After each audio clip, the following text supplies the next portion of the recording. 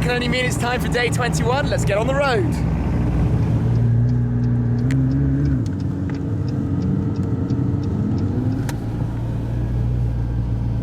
And again, out he gets.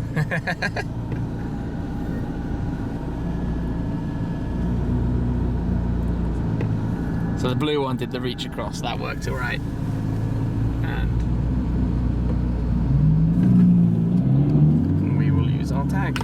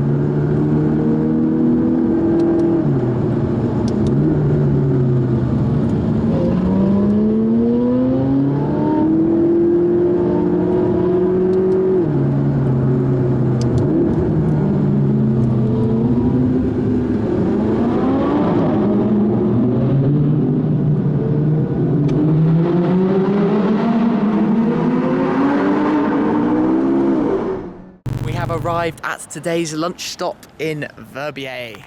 It's a bit weird being in a ski resort and it being quite so sunny and no snow, although up there at the tops you can just about make out some ski lifts, some chair lifts. My previous trips here have been for skiing, not for car road trips, so that's unusual. We're just going to go in for a spot of lunch before we get back on the road. A long way still to go through Switzerland today.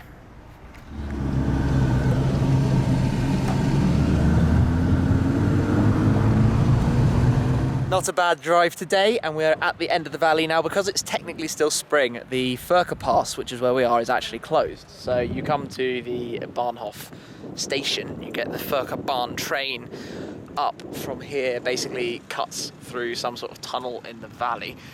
We're not really sure at this stage what we're letting ourselves in for. We've seen some trains down there and they look completely fine to load. A little bit far away, if I just zoom in quickly, you can see the side of the train looks like it folds flat and you just drive straight on. So we won't suffer supercar problems, but you never know. I'm just gonna go in there and grab a drink before the next train, which is in 40 minutes or so. But so far so good.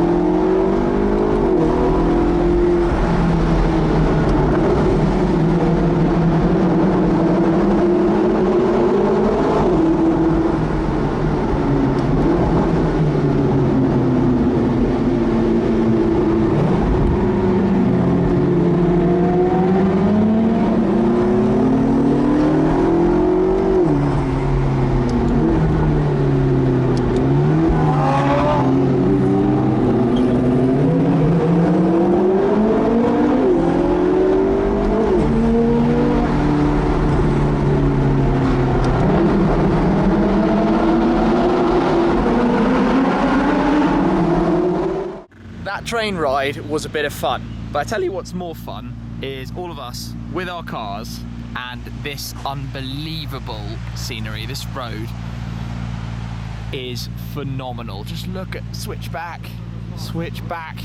epic. This road is fantastic, the downside of the Furka Pass, but we've got 2 hours to go, so lights going.